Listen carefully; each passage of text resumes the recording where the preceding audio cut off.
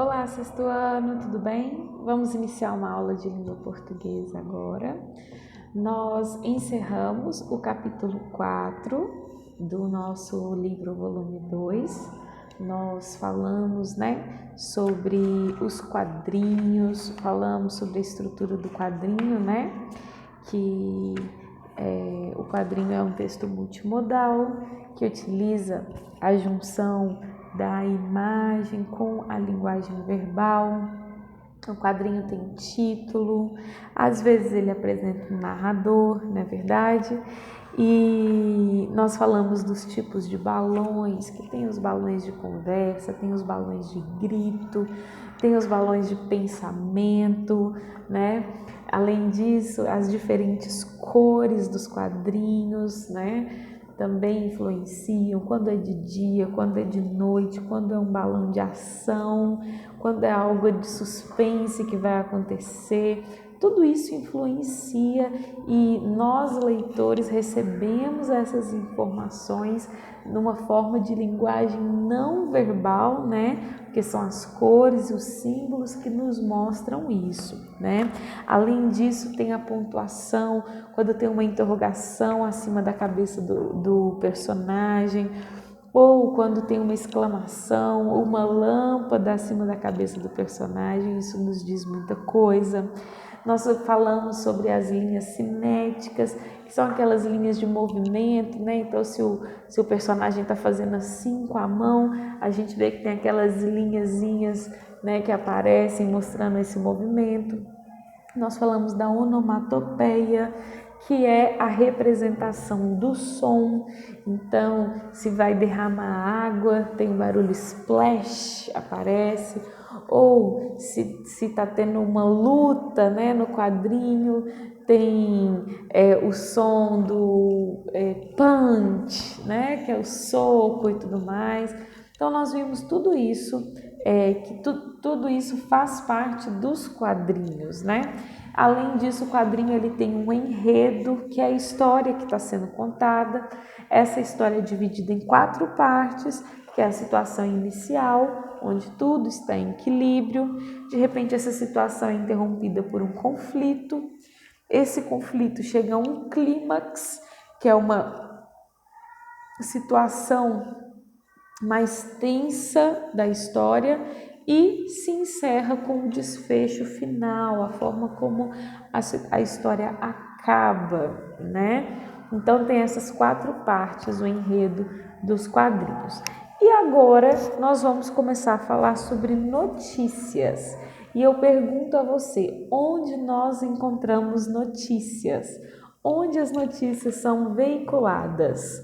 Bom, as notícias nós podemos encontrá-las em jornais, revistas, sites, Nós encontramos as notícias até mesmo nas redes sociais, Nos feeds do Facebook, do Instagram, nós encontramos notícias.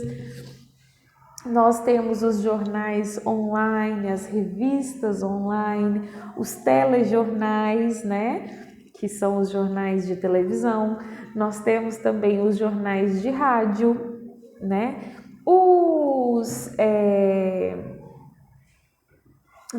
No Spotify nós temos lá os podcasts, Que também trazem notícias, para a gente com informação. Então, a notícia é um texto jornalístico, tá? Então, ela é do campo jornalístico, que tem que trazer um fato recente, relevante para a sociedade e verdadeiro, tá? Porque se o fato não é verdadeiro, a gente não chama de notícia, a gente chama de fake news, não é verdade? Então, a notícia, ela tem que ser um fato recente que aconteceu, tem que ser relevante para a sociedade e tem que ser verdadeiro, certo? Então aí, olha, na página 26, nós temos 2 perguntinhas para responder. Diz assim: o jornalista e também escritor James Gleick afirmou: hoje somos participantes ativos de um processo que consiste em filtrar a informação útil e inútil e ajudar os outros a fazer o mesmo. Você considera importante avaliar as informações que fica exposto diariamente? Por quê? Bom, primeira coisa que a gente tem que pensar é o seguinte: nós estamos sempre recebendo informações.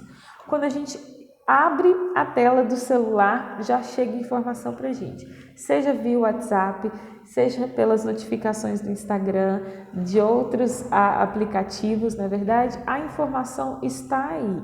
Nós sempre estamos recebendo informação pela televisão, né? Pelo computador, o tempo todo. E aí, você acha que é importante avaliar as informações que ficam disponíveis para a gente no nosso dia a dia? Por quê? Pense nisso. E a questão 2, você consegue diferenciar a informação útil da inútil? Ou ainda uma informação ou notícia verdadeira de uma falsa? Bom, se você não sabe, o Brasil é campeão em produzir fake news. Os brasileiros adoram produzir fake news, tá? E hoje nós temos sites especializados em comprovar se uma notícia é ou não é fake news, ok? Para ser uma fake news, pessoal, olha só, é muito importante isso. Não é simplesmente fazer uma notícia falsa. Tem que ser uma notícia verdadeira, mas distorcida, tá? Então, ao invés da gente falar assim, Bolsonaro foi eleito para presidente, né? A gente fala assim, Bolsonaro quase perdeu a eleição. É uma fake news. Então, a notícia verdadeira é que Bolsonaro foi eleito presidente. E a fake news vem, o Bolsonaro quase perdeu a eleição. É uma notícia que ela poderia ser verdade, mas ela não é. Então, a fake news ela ainda precisa de um pouquinho de habilidade, né, para produzir uma fake news. Então, olha só, nós temos aí na página 27 do nosso livro didático algumas perguntinhas sobre notícias para você responder, ok? Então, vocês vão ler a notícia que está na página 28 sobre a robô Sofia.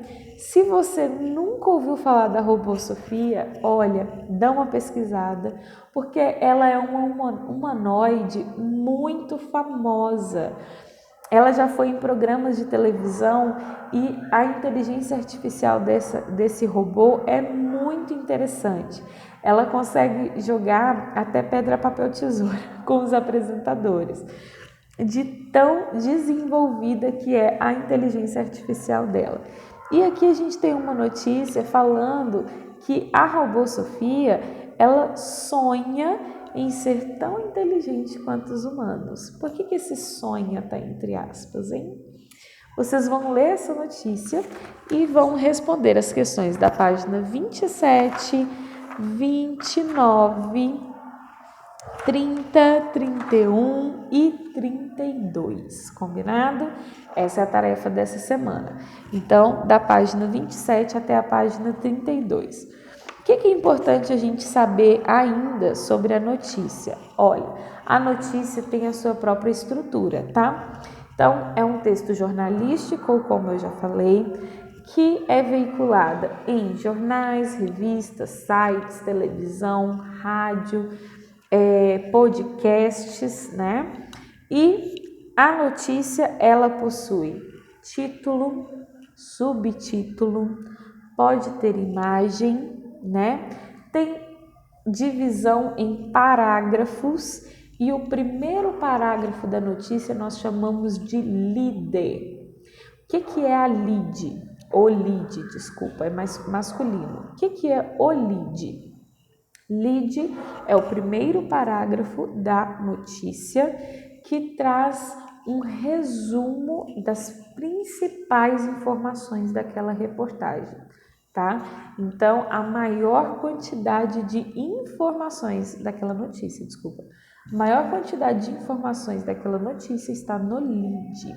E aí, a notícia, é estruturada com outros parágrafos que vão trazendo mais informações e à medida que vai chegando ao fim, ela vai se concluindo. O último parágrafo é o parágrafo de conclusão. Mas é importante lembrar desse nome, lide, que é o nome que a gente dá ao primeiro parágrafo da notícia. Combinado? Então, notícia, título, subtítulo, lide, parágrafos, né? E o último parágrafo é a conclusão. Pode ter imagem. O subtítulo nós também chamamos de linha fina, ok? Façam então os exercícios da página 27 até a página 32, combinado? Bons estudos essa semana e até a próxima aula de português. Tchauzinho!